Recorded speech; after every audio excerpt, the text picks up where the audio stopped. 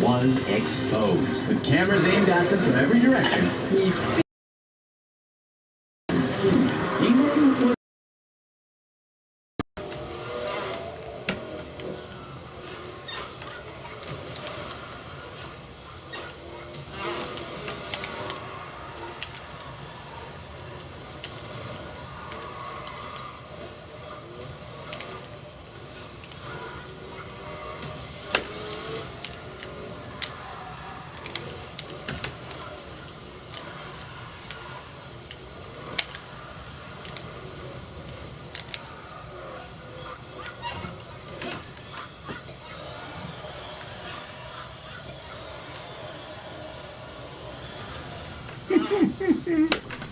Oh, you fucking peacekeeping project in Bosnia before earning a master's degree in corporate management in 2000. Here's where Charles Ingram's story gets a little more interesting. Around this time, Charles tried to get on the British version of Who Wants to Be a Millionaire. His family already had a history of winning money on the show. His wife, Diana, won £32,000 during her appearance on the program, and her brother won the same prize on a separate episode. It seemed the bloodline had some good luck on its side, and Charles tried his hand at the $1 Million Game Show in September of 2001. In case you're unfamiliar with the Millionaire format, here's a very quick primer on how the show works. Contestants answer a series of multiple choice trivia questions. As the questions get harder, the cash prizes get bigger. There are 3 lifelines contestants can use if they're stuck on a particular question.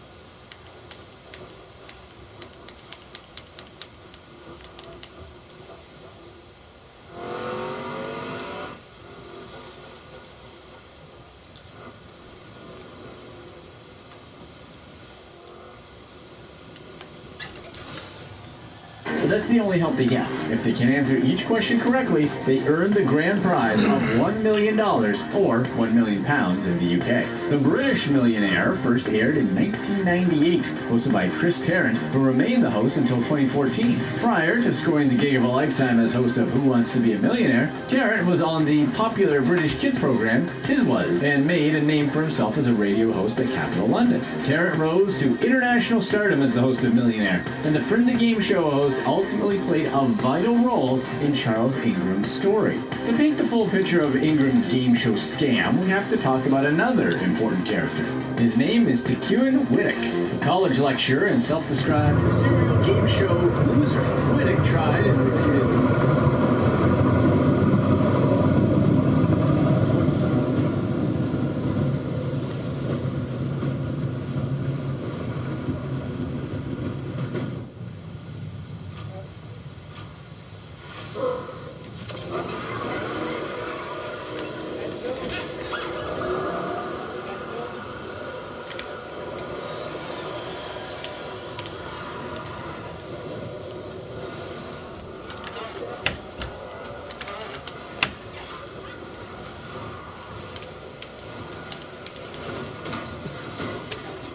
fuck are you doing still? You tripping, man.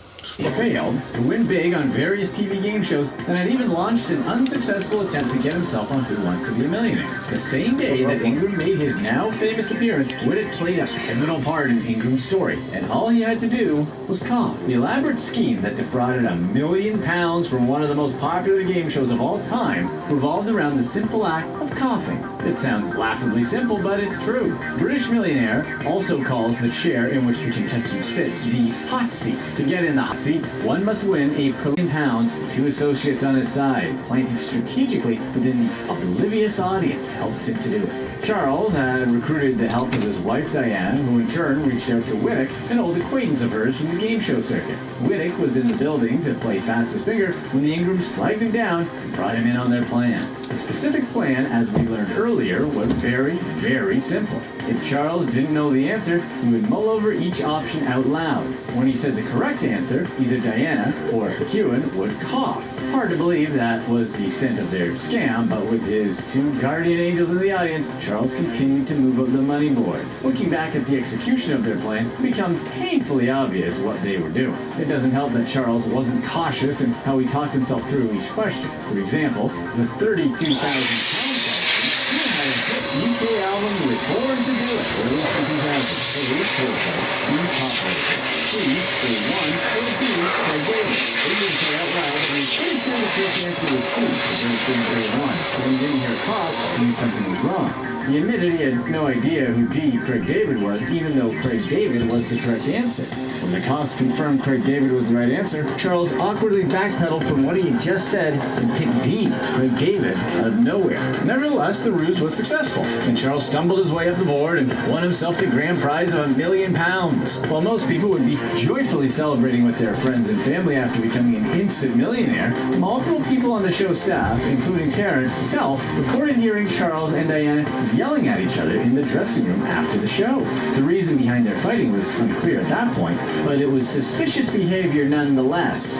Suspicions continued to arise over the nature of Charles' lucky win. The show production company received complaints from several people who believed there was something fishy about the whole thing. By the time Charles returned home, the show decided to withhold their winning until they could investigate the episode. Once the production team reviewed the recording, it wasn't long before they uncovered the Ingrams' method of cheating. They associated Charles's answers with Diana had a camera on her the entire time, and Whittick is in clear view of the production team. Charles's £1 million check was ripped to pieces. The millionaire brought the three to court and accused him of cheating. The trial lasted 4 weeks, and at the end of it all, the three amigos were found guilty of securing and execution of valuable security by deception, or cheating. The verdict resulted in suspended prison sentences for each of them. A suspended prison sentence means a person has to serve a probation period before actually going to jail. If they stay out of trouble, they don't have to do any real prison time. However, if they get in trouble again, their sentence carries out. The Ingrams faced 18 months in prison, while Whittick got 12 months of his own.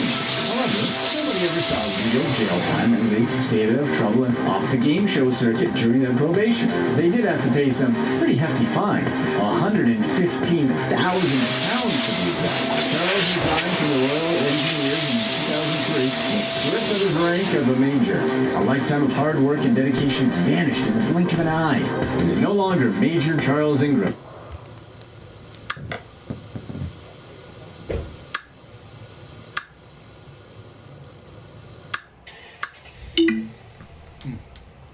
Whatever you want him to be. I don't think Hefner was a super moral individual. Hugh Hefner was a transactional man. He was a businessman. I think he was a monster. I could look at him.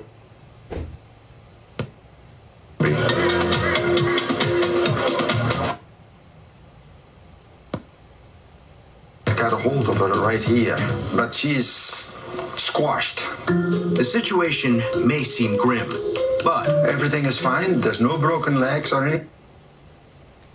Person who enjoyed the party to falling into drug abuse. And bit by bit, of course, I was going broke. The most anybody looking on would say, well, dude, why don't you just go out and get a job? Which is right, it's correct. But using all the drugs, at that point, I had kind of a drug addict's thinking. I wasn't exactly thinking rationally at that point. I had a friend who knew that I homeless and bad financial straits. He was involved with some people who were taking marijuana from Mexico. The price for doing that was $5,000, and he wanted to know if I'd be interested. $5,000 would have been enough to make me economically stable. Of course, I knew it would be a gamble, but I decided it was a gamble that was worth taking for me. So I flew down to Mexico with empty suitcases. So from what my friend told me, it was a pretty simple plan. We would fill the suitcases up with marijuana, and 3 of us would be flying out back to Miami.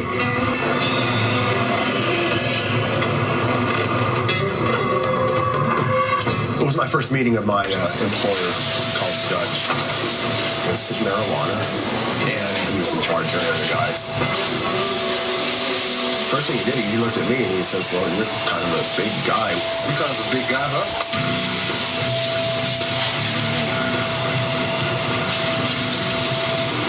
Dutch had what I would call a pimp mouth. He had the ability to talk people into doing things that were really not necessarily in their best interest, which is the definition of a pimp. But when we first met, I was waiting for a while. So we were talking, and we went over the basics of the plan. Then, are you going to be on the first flight with Spider? And that's you. All right. Just play it cool. Get the job done. I'm out of here. Check out later. By that point, I was committed to it, and it was time to get down to business. They bought the weed was like vacuum packed in bricks, each brick being 4 kilos. We cram packed them into the suitcases. Hopefully the suitcases wouldn't pop open along the way. I should have been nervous because I was being paid to take a risk. And this whole thing was about kind of a Russian roulette game. Obviously what you're hoping for is to not have the bullet in the chamber. Going to the airport, I was keeping my eyes open for dogs and police. There wasn't any that I could see. I just went up and got in line and waited my turn. My heart rate was going up, but for the most part, I was at least hopeful.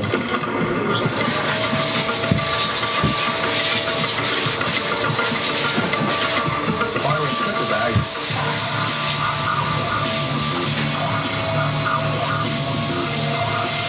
We flew into Miami, and everything went smoothly. At the end of the trip, I received $5,000. At no point did I plan on making this a career.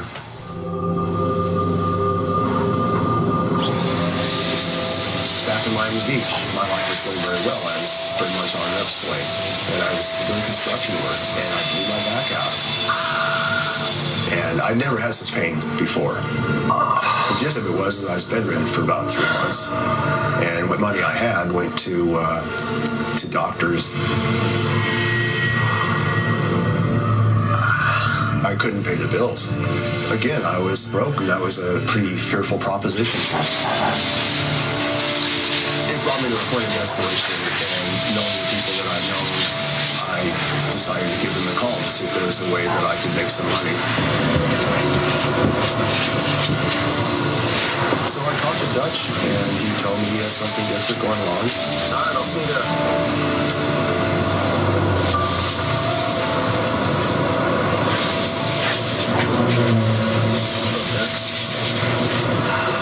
What's going on?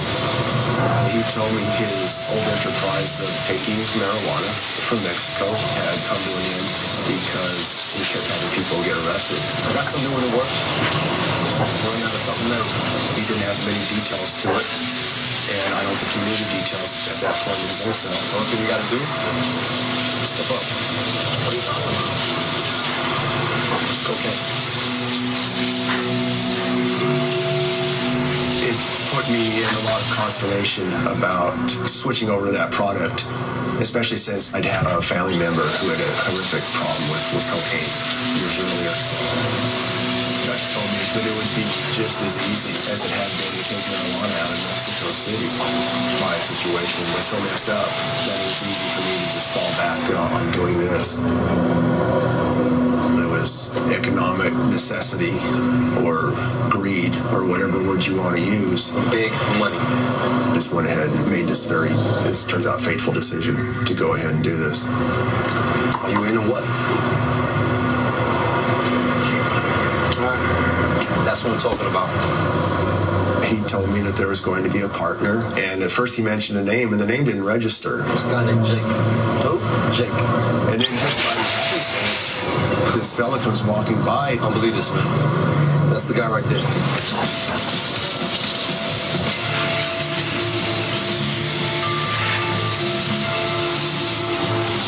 I had met Jake before through a mutual friend. He struck me as being borderline psychotic. He likes to smoke cocaine. And when he smoked cocaine, his normal borderline psychosis would jump over into full-blown psychosis. He'd have what they call word salad, and then he would just have all this very jumbled up verbiage that would come out of his brain that made some sort of sense to him, but would not make sense to anybody that might have been listening to him at the time. 2 pistols, right? He just really didn't give a rat's ass about anything, and he always brought a lot of attention to himself. That's the guy right there. That guy is a complete screw-up. I was adamant about it. I said, I will flat out not work with that man. Dutch's reaction was, okay. I'll take care of that. All right? And I thought that was the end of the story. I thought that he was going to move on to some sort of plan B, and that's how I took it. Approximately a month later, I was ready to fly down to Ecuador. Dutch was waiting down there. We knew that we were going to spend a little bit of time being tourists, and then we knew that we were going to receive the cocaine and fly to Amsterdam. At the end of the trip, I would have received $7,000. Well, I thought from my experience before that it was going to be relatively easy. Boy, was I wrong about that. Then, as it turns out, it was like being a lamb led to slaughter, and a stupid lamb at that.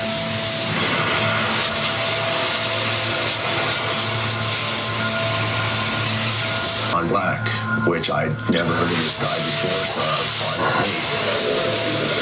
So I'm there a little while, and then I'm there a little while longer, and where this kid's going.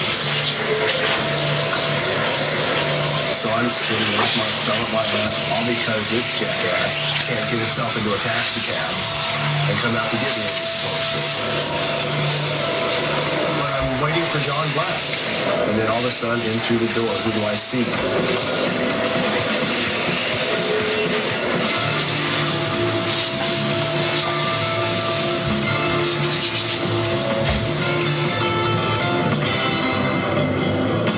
You got to be kidding me. You're really not here, man. I was angry enough that I was serious thought to just getting on this plane and I could get on to it. But then again, my desperation kicked in. My thought was, okay, I will try my best to deal with this. So we started heading towards our hotel. So we got to the hotel and checked in. It ends up that I'm sharing a room with this guy. He's a bad dude. Let me get these bad boys off here. I thought, thanks a lot, Dutch. Thanks for blowing smoke up my ass. Dutch had put himself over in another hotel to kind of distance himself in case anything bad did happen. He could certainly have some sort of plausible denial about knowing us. My thinking now is always, wouldn't it be nice if he was as careful for other people as he always was for himself? I was not at all happy with the situation in general, and certainly not happy about being with this guy. But I was strapped for cash, and I couldn't get another room. Pretty much just settled in and waited to receive the cocaine sometime in the next week or so. Dan, I used your toothbrush because I forgot mine. I hope that's cool.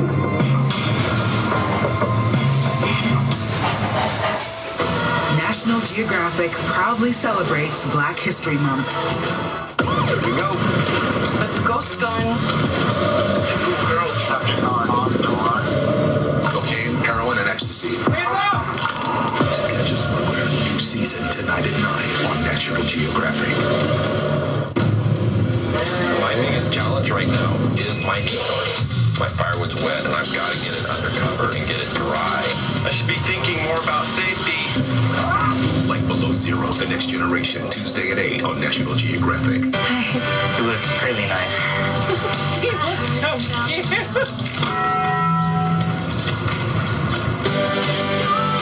New Cantina Crispy Chicken Tacos. Try them with creamy chipotle or avocado ranch sauce. Kids can change minds. They can even change the world around us. Packed with protein plus 21 vitamins and minerals, we nourish them with Carnation Breakfast Essentials. Because today could change everything. So with Geico, we can easily bundle home and car insurance and save even more? Yeah, home, car, motorcycle, all bundled together. Just like that breakfast burrito. So can I get chorizo? Metaphorically, yeah. Carnita. Just chicken. Just give me a bunch of chicken. Oh, bacon? Oh, wait, there isn't too much hot sauce, is there? I have a sensitive palate. I actually like hot sauce. Can I get chips? How about guacamole? I don't really know what we're talking about anymore. Burritos. Okay. For bundling made easy, go to geico.com. Look at these mighty Quaker Oats. Small in size, epic in taste, heart healthy, a good source of fiber, and provides lasting energy. There's no denying delicious Quaker Oats are the grain of all time. Quaker Oats, a super trusted superfood. Here we go, everybody.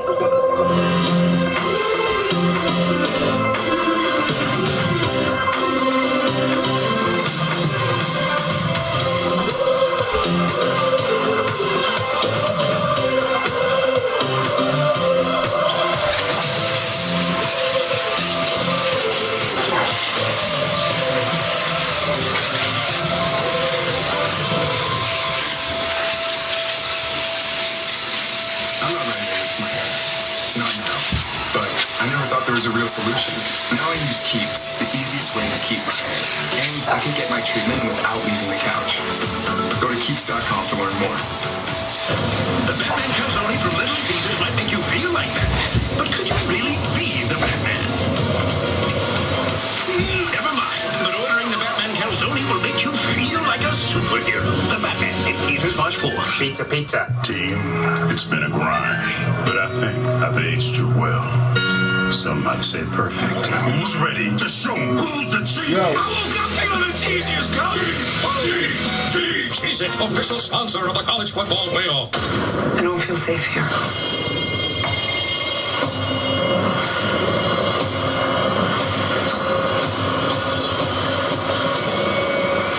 Oh, I like this.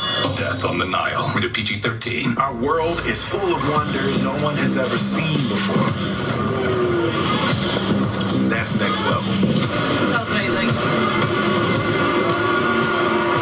Welcome to Earth. All episodes now streaming only on Disney Plus.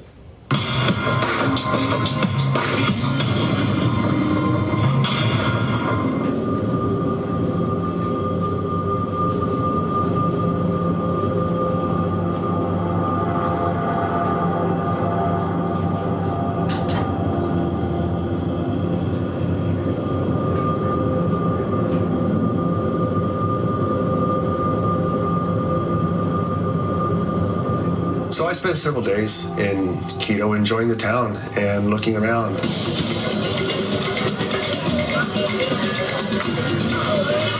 I wanted to project a tourist profile so that we might have some sort of plausible reason for being there.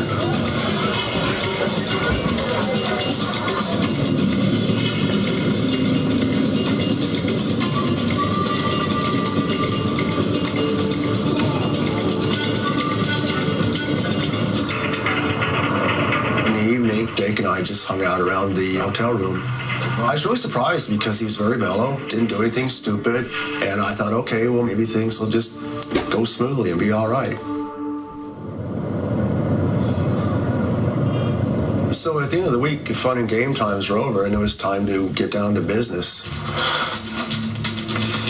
The instructions we had were that Jake and I were to check out of the hotel we were in and go outside and wait on the street corner for Dutch. Come on, let's go. Everything's all right. Everything's fine. Everything's been going smooth. by the way, we can't go out. Gotta run. What? He says, well, I've racked up all these long-distance phone bills. It was at least $600 or $700 worth of phone bill that he couldn't cover. Moron. I had to run. Let's go. But I knew there was a very good chance that the hotel personnel were going to call the police. Talk about a red flag.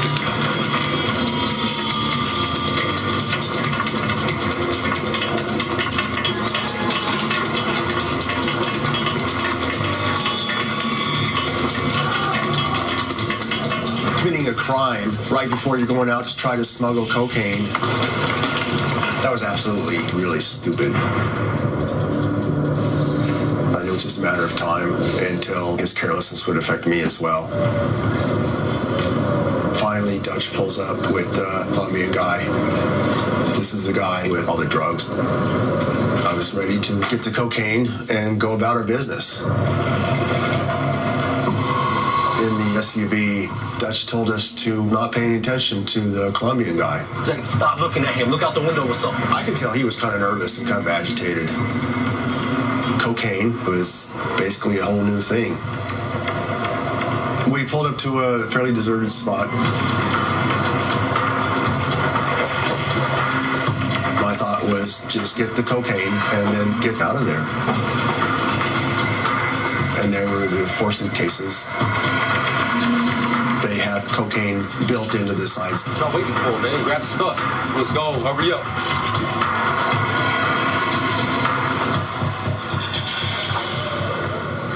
Jake and I got back to our new hotel.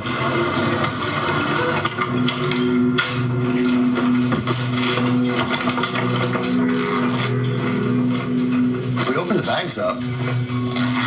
I was really impressed by the workmanship.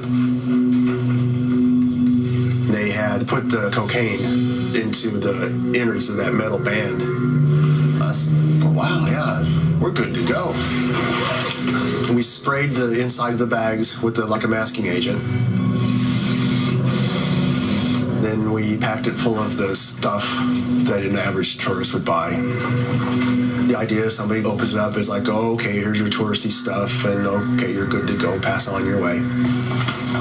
The plan was for Jake to go to the airport the next morning. Dutch would meet him there and see him off. And then I was scheduled to go out the day after.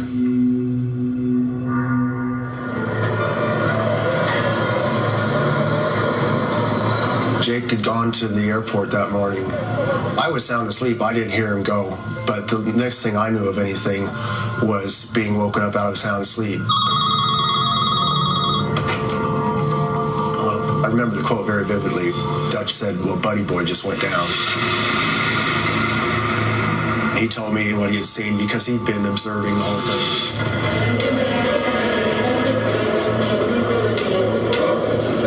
The bags are red flag because other people had been caught before that with the exact type of bags, the exact manufacturer.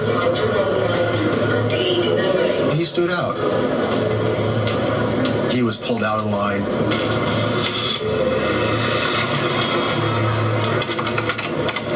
And then it was, you better get your ass out of there. You better get your ass out of there. I realized I was in a pretty precarious position. I wondered if Jake was going to start talking. I'm going to have the police on my trail at any minute. I just wanted to go and find a place to lie low at that point. So I went ahead and I checked into the third hotel.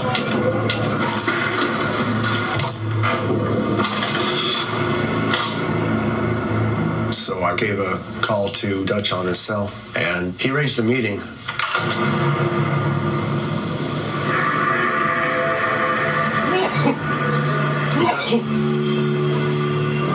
So Dutch and I were in the bar, we're having a beer and deciding what we should do.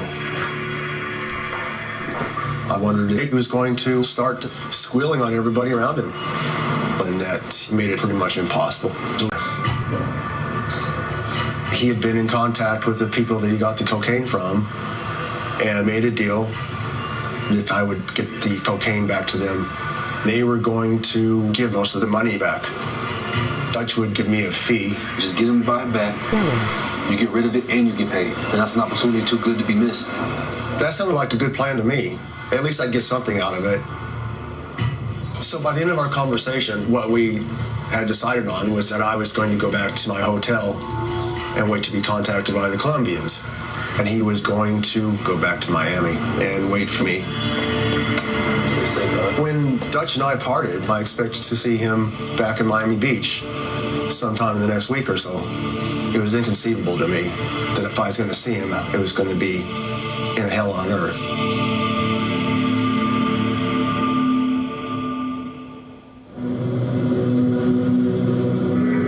Next morning, I was waiting for the Colombians to call, which they finally did. And they were supposed to come by and pick up their gear and pay me a little bit of money, and it would have been over.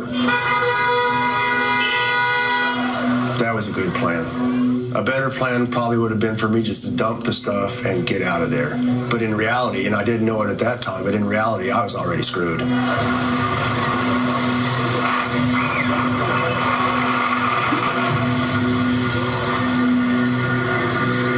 I waited some more, and then it was obvious that they weren't coming.